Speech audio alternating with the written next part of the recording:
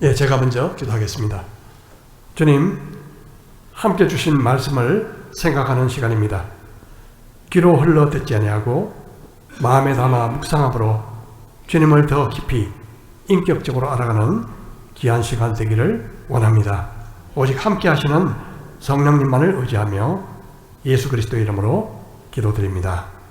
아멘.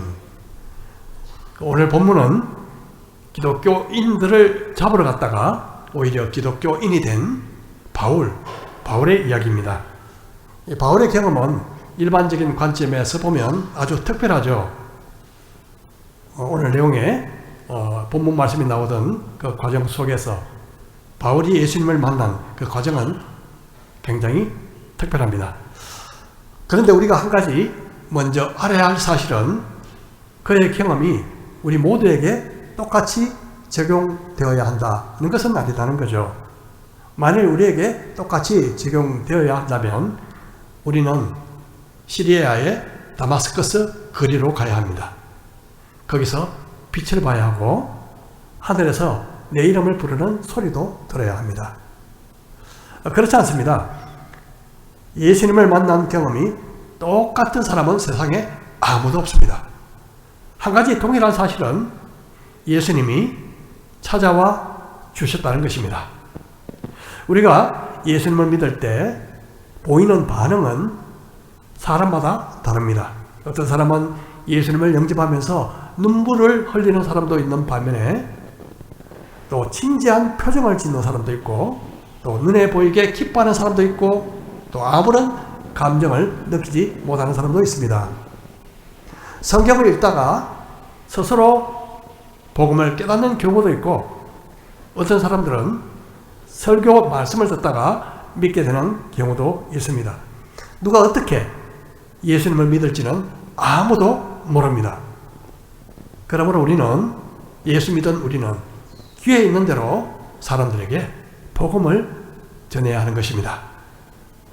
어떤 사람이 지나가는 사람에게 전도지를 전해주었는데 이 사람은 그냥 구겨서 길거리에 버리고 말았습니다. 그런데 조금 있다가 어떤 사람이 또 지나가다가 신발에 갑자기 못이 박혀서 이 신발 안에 뭔가 될 것을 찾고 있던 중에 그 구겨진 전도지를 발견합니다. 그래서 그것을 신발 뒷창에다가 대고 집으로 왔죠. 그리고 집에 와서 신발을 이렇게 고치다가 안에 있는 전도지를 꺼내서 읽게 됐는데 그 전도지를 읽고 예수님을 믿게 됐다는 간증을 제가 들어본 적이 있습니다. 하나님이 우리를 믿도록 인도하시는 과정은 정말 놀랍고 때로는 상상하기가 어렵습니다. 5년이 좀 넘은 여름이었는데요. 저는 러시아에 있는 크라스키노라는 지역, 바로 두만강과 아주 인접한 곳에 의료 봉사를 간 적이 있었습니다. 일제시대 때 항일 운동에 자취가 있던 연해주 지방이었죠. 그때 같이 간 30-40명 중에 몇 명의 의료진이 있었고 또 방송 촬영팀 그리고 목회자들 그리고 중고등 학생, 대학생 모두 합해서 약 30-40명 정도 함께 갔는데요. 버스를 타고 이동하는 순간마다 저는 마음에 부담을 느꼈습니다. 왜? 복음을 전해야 하는데 이 젊은 학생들에게 복음을 전해야 되는데 어떻게 할 수 있을까?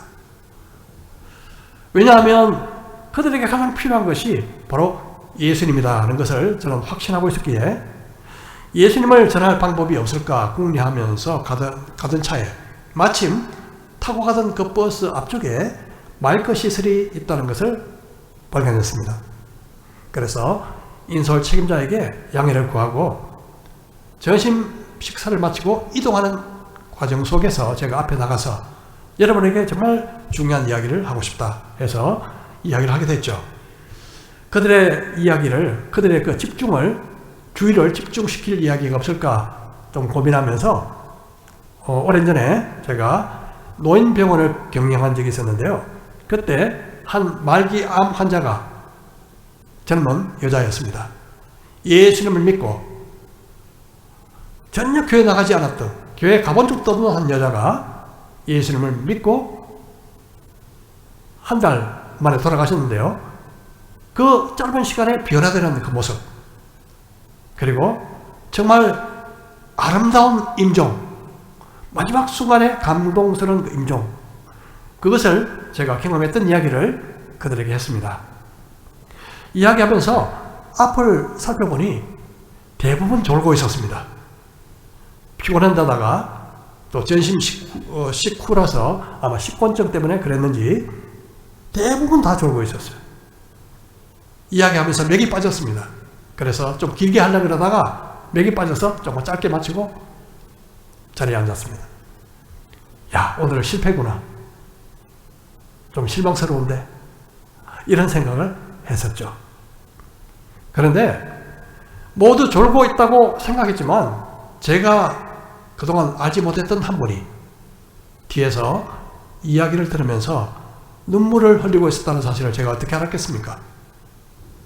그분은 그때까지 하나님과 전혀 상관없는 그런 분이었습니다. 돌아오는 비행기에 제 아내와 제가 따로 앉게 됐는데요. 제 아내는 앞에, 저는 뒷좌석에 앉게 됐습니다. 옆에 마침 조선족 2명이 앉아 있어서 그들에게 제가 예수님 이야기를 했습니다. 제 아내도, 앞에 있던 아내도 바로 옆에, 바로 제가 아까 이야기했던 그분께 또 이야기를 나누게 됐죠. 그런데 그분은 별 이야기도 하지 않았는데 눈에서 눈물이 흐르는 것을 자제할 수 없었습니다. 50대에 이성적이고 논리적인 그런 분이 어떻게 특별한 이유 없이 눈물을 흘렸을까요? 설명이 되지 않죠. 그래서 아내는 저보고 이분을 꼭 만나봐라. 그래서 제가 그 비행기 좌석에서 명함을 교환하고 바로 그 주에 학교에서 만났습니다. 무슨 이야기를 했을까요? 예수님 이야기를 했죠. 그때 알게 된 사실은 버스 안에서 제가 나누었던 이야기가 바로 자신의 이야기와 너무 흡사했다는 것을 처음 알게 됐습니다. 바로 그분의 아내가 암 투병을 하고 있었던 것이죠. 그는 그 자리에서 예수님을 영접했고요. 바로 그 주일에 예배 좀 일찍 오셨는데 그 아내와 같이 왔습니다. 그래서 조금 시간이 있기에 제가 또 복음을 전했고 그 아내도 예수님을 영접하게 되었죠. 그 다음에는 병상에서 세례를 받았고요. 저희들한테. 그리고 지금은 주님의 품 안에서 영원히 안식 중입니다. 그 형제님은 바로 지금 우리 교회에 출석 중인 성도입니다. 작년에는 그 형제와 그 형제님과 제가 1월 1일부터 12월 말까지 우리 성경 일독 한번 해보자.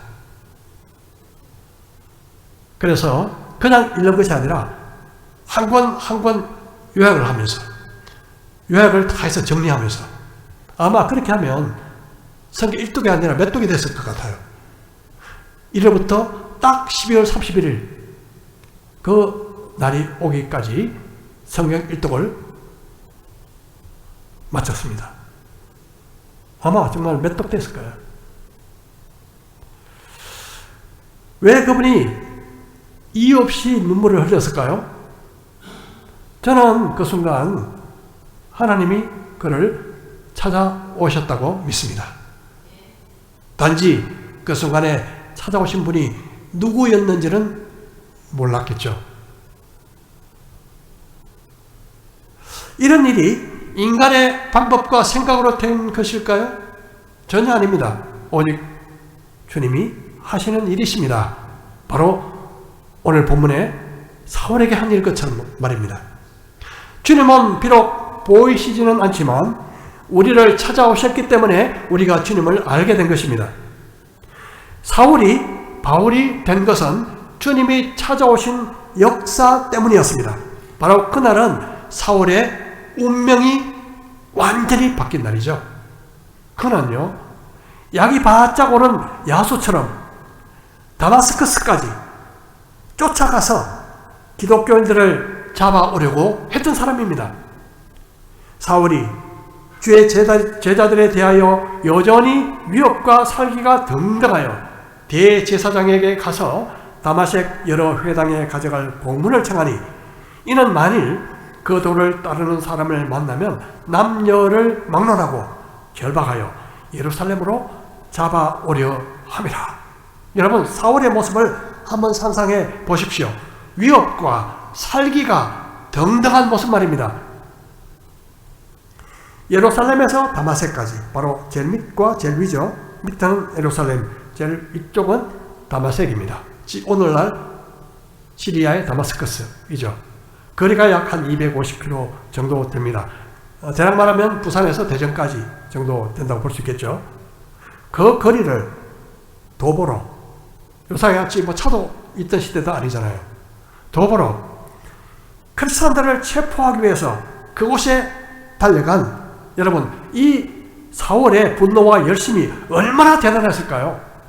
상상 가십니까? 그런데 그가 이 다마섹에 도착할 무렵 그의 생애를 바꾸게 된 일이 발생하게 됩니다. 사울이 길을 가다가 다마섹에 가까이 이르더니 홀련히 하늘로부터 빛이 그를 둘러 비추는지라. 땅에 엎드러져 들으며 소리가 있어 이르시되, 사울아, 사울아, 내가 어찌하여 나를 박해하느냐 하시거늘 대답하되, 주여 누구시니까? 이르시되, 나는 내가 박해하는 예수라. 바울은 이때가 정오였음을 밝히고 있습니다. 다시 말해서 햇빛이 가장 쨍쨍한 그 시간에 그 햇빛보다 더 밝은 빛이 그를 비췄던 것이죠. 얼마나 강한 빛이었는지 우리는 상상할 수가 없습니다. 하여튼 바울은 이 초자연적인 빛 가운데서 순간적으로 눈이 멀게 되죠. 그리고 그는 이런 소리를 듣습니다. 사울아, 사울아, 내가 어찌하여 나를 박해하느냐? 아니, 사울은 분명 기독교인들을 박해했는데 왜 예수님은 나를 박해하느냐고 그렇게 묻고 계신 걸까요? 주님은 자기를 믿는 양떼를 향한 공격과 핍박을 바로 자기 자신에게 향하는 것으로 간주하고 계십니다. 주님은 이렇게 말씀하셨죠. 너희가 여기 형제 중에 지극히 작은 자 하나에게 한 것이 바로 곧 내게 한 것이니라. 여러분, 한번 주위 분들 한번 돌아보십시오.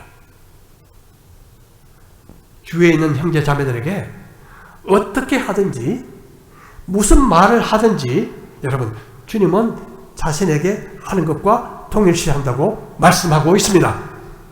여러분, 남편과 아내와의 관계도 마찬가지죠. 아무리 허물이 없는 관계를 할지라도 서로 주님에게 대하듯이 해야 하는 이유는 그 안에 예수님이 계시기 때문입니다. 누구든 주님 안에서 형제 자매라면 그를 대하는 것이 바로 예수님을 대하는 것과 같다는 사실을 꼭 기억할 필요가 있습니다. 그래서 골로새서에서 이렇게 말씀하십니다. 무슨 일을 하든지 마음을 다하여 주께 하듯 하고 사람에게 하듯 하지 말라. 이는 기업의 상을 주께 받을 줄 아나니 너희는 주 그리스도를 섬기느니라. 무슨 일을 하든지 주님께 하듯이 한다면 우리 삶에 과연 어떤 일이 일어나게 될까요? 한번 상상해 보십시오. 직장 상사에게 대할 때 주님께 하듯이 대한다면 어떤 일이 일어나게 될까요? 그는 상사를 섬기는 일을 통해서 사실상 주님을 섬기고 있는 것입니다. 남편과 아내를 주님께 대하듯이 사랑해 보십시오. 그는 남편과 아내를 통하여 주님을 사랑하고 있는 것입니다. 찬양 드릴 때 여러분, 곡조에 너무 신경 쓰지 마십시오. 사람들을 바라보지 마십시오. 내 목소리가 어떤지 혹시 어떻게 생각할까? 오직 주님만 바라보고 찬양하십시오. 찬양을 통해서 우리는 주님을 예배하는 것입니다. 여러분, 만일 형제 자매들을 무시하고 비난한다면 주님께도 똑같이 하고 있다는 사실을 기억하셔야 합니다. 오늘날 수많은 사람들이 예수님을 박해하고 있습니다. 왜냐하면 예수 믿는 사람을 박해하는 것이 곧 예수님을 박해하는 것과 같기 때문입니다. 주님은요, 사오라, 사오라 이름을 2번 부르셨습니다. 이름을 2번 부르는 것은 좀 특별하죠. 여러분 집에서 자녀들 한 번 부르는 것보다 2번 부르는 것은 뭔가 의미가 있죠. 아브라함이 독자 이삭을 하나님 앞에 바치기 직전에 하나님은 아브라함아, 아브라함아 부르시며 중단시키셨습니다. 모세가 광야에서 양을 치고 있을 때 떨기나무를 보고, 불타는 떨기나무를 보고 다가오는 모세를 보고 하나님은 모세야, 모세야 가까이 오지 마라 말씀하셨습니다.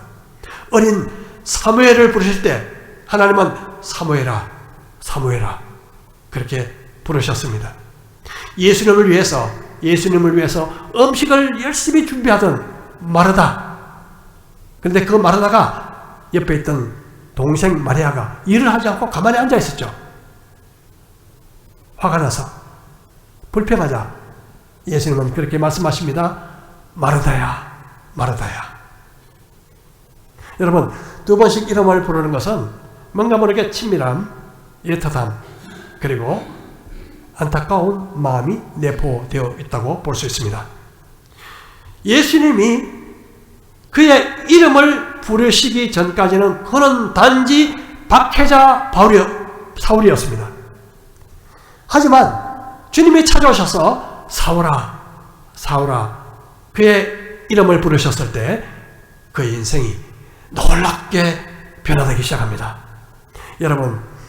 여러분이 하나님을 믿고 그의 자녀가 된 것은 주님이 여러분의 이름을 먼저 부르셨기 때문입니다. 믿으십니까? 아니, 저는 하나님의 목소리를 들어본 적이 없는데요. 여러분, 듣지 못해도 하나님이 이미 우리의 이름을 부르셨기에 우리가 하나님을 믿게 된 것입니다. 주님이 우리를 부르신다는 것은 주님이 나를 개인적으로 아신다. 개인적으로 아신다. 그런 뜻이죠. 주님이 우리를 부르시기 전에는 우리는 영원한 멸망의 구렁텅이를 향해서 달려가던 그저 티끌과 재 같은 의미 없는 존재에 불과했습니다. 하지만 주님이 우리의 이름을 부르셨을 때 우리 이름은 놀라운 의미를 갖게 된 것이죠.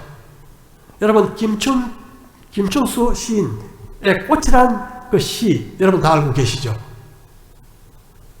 내가 그의 이름을 불러주기 전에는 그는 다만 하나의 몸짓에 지나지 않았다. 내가 그의 이름을 불러주었을 때 그는 내게로 와 꽃이 되었다. 이 시가 워낙 유명하다 보니요, 이 시를 패러디한 시들도 꽤 많습니다. 그 중에 하나만 제가 소개시켜드리면 이런 시가 있습니다. 내가 전화 버튼을 눌러주기 전에는 그는 다만 하나의 종합책자 속 전화번호에 지나지 않았다. 내가 전화 버튼을 눌러주었을 때 그는 나에게로 와서 치킨이 되었다. 문혜린 시인의 종합책자 전화번호 속에서 배고픔을 발견하다. 그런 시인데요. 여러분 재밌죠? 전화번호를 누르고 치킨 한 통 이름을 불러버리니까 얼마 후에 치킨이 배달됐다는 거죠. 여러분, 글자는 그냥 의미만 가지고 있지만 이름을 부를 때 의미가 현실이 되는 것입니다. 주님이 우리의 이름을 부르시기 전에는 우리는 아무 존재감이 없는 존재들이었습니다. 하지만 주님이 나의 이름을 부르는 순간 우리는 하나님의 자녀로 의미 있고 놀라운 존재가 된 것이죠. 우리가 이런 CCM 여러분 우리가 종종 부르는 시시면인데요. 나를 지으신 주님, 내 안에 계셔. 처음부터 내 삶은 그의 손에 있었죠. 내 이름 아시죠? 내 모든 생각도, 내 흐르는 눈물 그가 닦아주셨죠.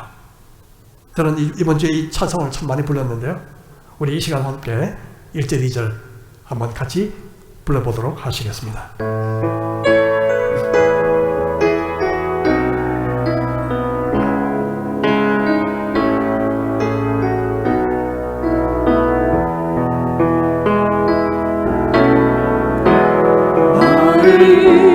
지으신 주님 내 안에 계셔. 처음부터 내 삶은 그의 손에 있었죠.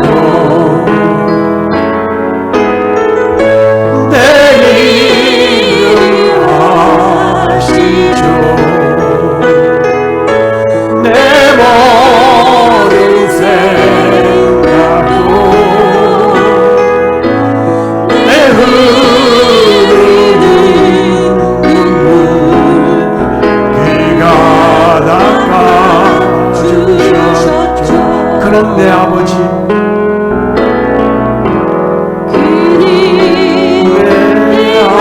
난 그의 소유, 그의 소유. 내가 어딜 가든지 날 떠나지 않죠. 내 이름 아시죠? 내 이름 아시죠? 내 모든 생각도 아바라 부를 때 그가 2절 한번 다시 보겠습니다. 그는 내 아버지 난 그의 소유, 그는 내 아버지 난 그의 소유. 내가 어딜 가든지 날 떠나지 않죠. 내 이름 아시죠. 내 모든 생각도 아바라 부를 때 그가 들으시죠.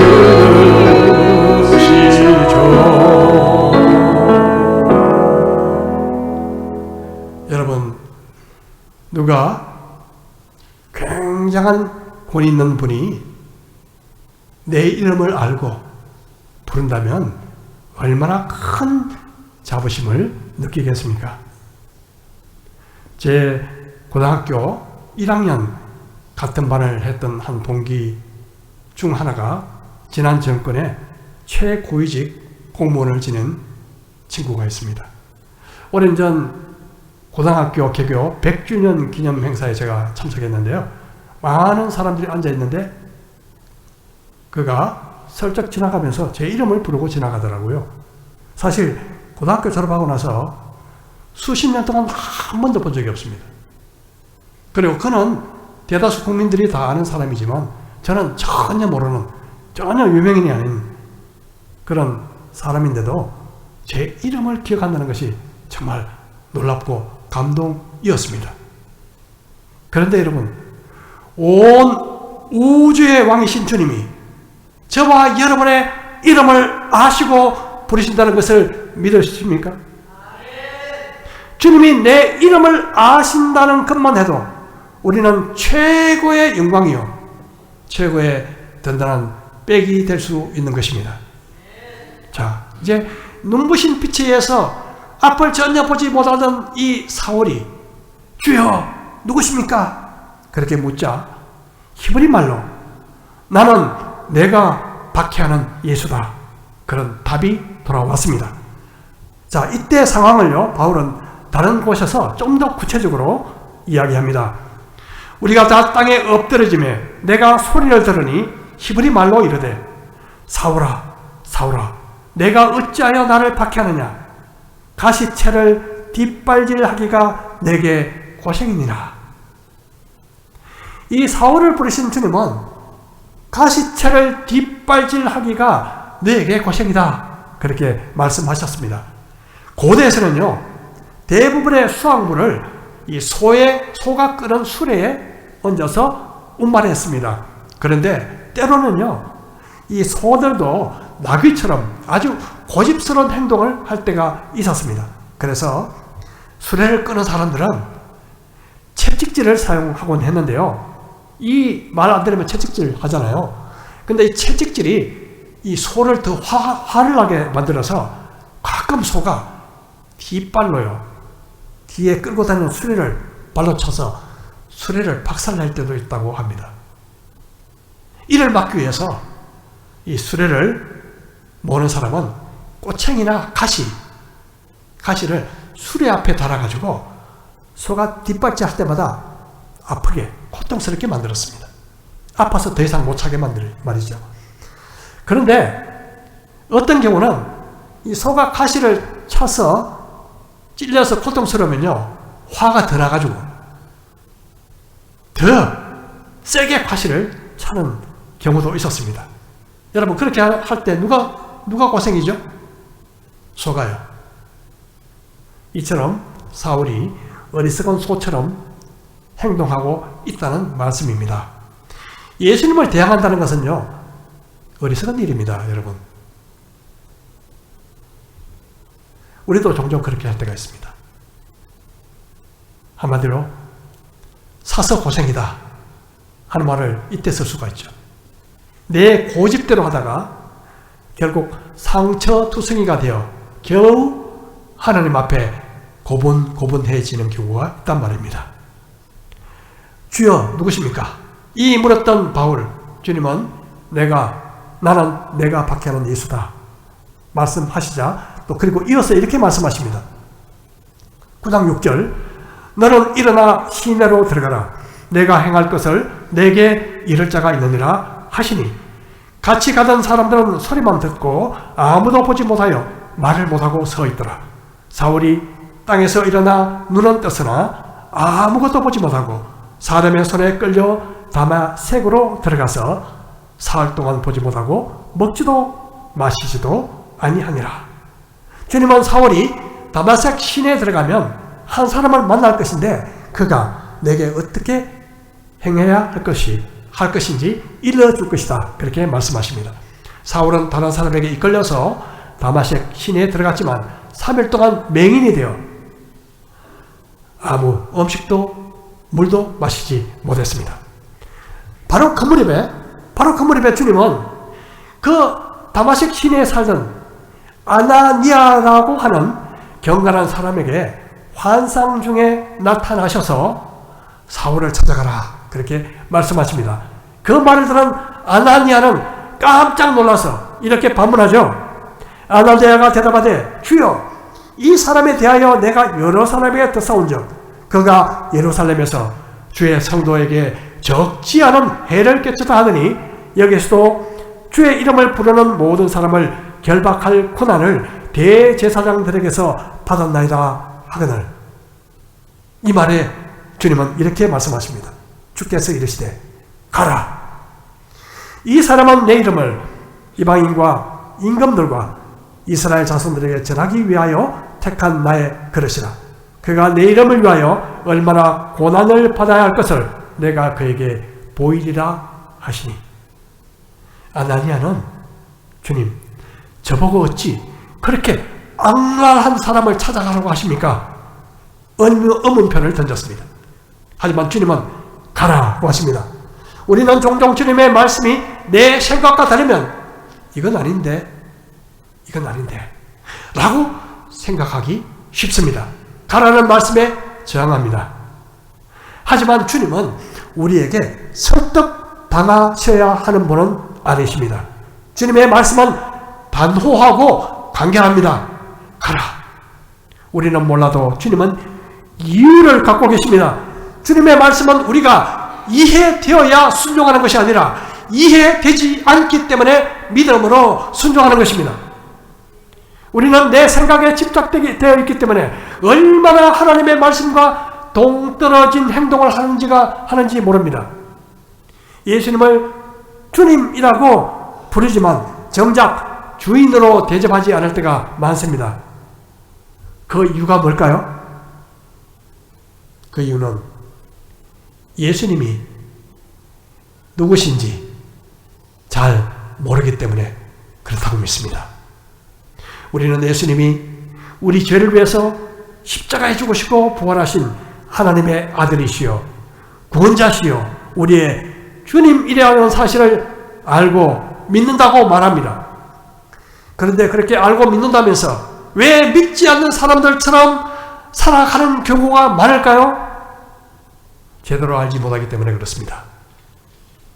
우리는 주님이 어떤 분인지 계속 알아가야 합니다. 사울이 다마색 도상에서 주님 누구십니까? 물었을 때 주님은 나는 내가 박해하는 예수다. 그렇게 말씀하셨습니다. 아마도 우리는 우리의 삶 가운데 예수님이 수없이 스쳐 지나가셨을 수도 있습니다. 우리가 몰랐을 뿐입니다.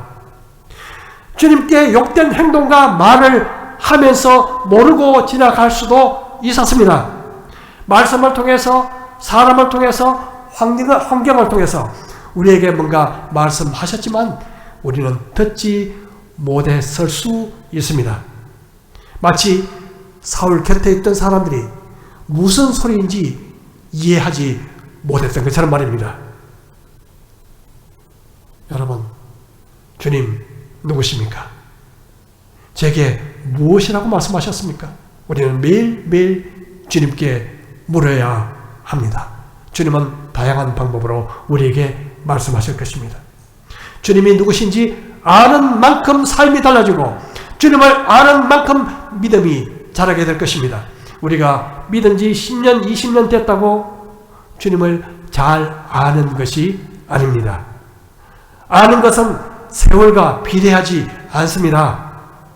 아는 것은 친밀함과 비례합니다. 친하지 않고 10년 같이 지낸 것보다 친하게 하루 같이 지내면서 훨씬 더 많이 알 수 있습니다. 주님을 진짜 아는 것은 주님과 친밀해지는 것입니다. 사울이 왜 그렇게 기독교인들을 박해했을까요? 그 대답은 한 가지입니다. 예수님을 몰랐기 때문입니다. 우리가 예수님을 모르면 엉뚱한 삶을 살게 되어 있습니다. 성경은 말씀합니다. 우리 같이 한번 읽어보겠습니다. 시작. 오직 우리 주 구주 예수 그리스도의 은혜와 그를 아는 지식에서 자라가라. 영광이 이제와 영원한 날까지 그에게 있을지어다. 마무리하겠습니다. 아직 예수님을 만나지 못한 분들이 있을 수 있습니다. 바로 이 자리가 주님이 여러분을 찾아오신 자리일 수 있습니다. 지금 여러분의 이름을 부르고 있을 수도 있습니다. 마음을 열고 예수님을 나의 구주, 나의 주인으로 모셔드리십시오. 여러분, 이미 믿은 분들은 남은 생애 동안 마치 어제 믿은 초신자처럼 우리 같이 살아갑시다. 사울이 바울이 된 과정은 바로 주여 누구십니까? 라는 질문이 있었기 때문입니다. 우리 매일 주여 누구십니까? 주여 누구십니까? 라는 질문을 통해 겸손하게 주님을 알아가는 일에 더욱 힘쓰는 한 해가 되기를 축복합니다. 주님을 알아가며 주님과 더 깊이 친밀해지는 기쁨을 누리시는 우리 모든 경성대학 교회 성도들이 되시기를 주의 이름으로 축복합니다. 우리 말씀을 생각하며 각자 기도하겠습니다. 이 시간 기도하면서 주님 누구십니까? 주님 누구십니까? 저는 주님을 잘 몰랐습니다. 주님을 더 깊이 알기 원합니다. 주님과 더 친밀해지기 원합니다. 이 시간 우리 각자 마음으로 기도하는 시간을 갖도록 하겠습니다.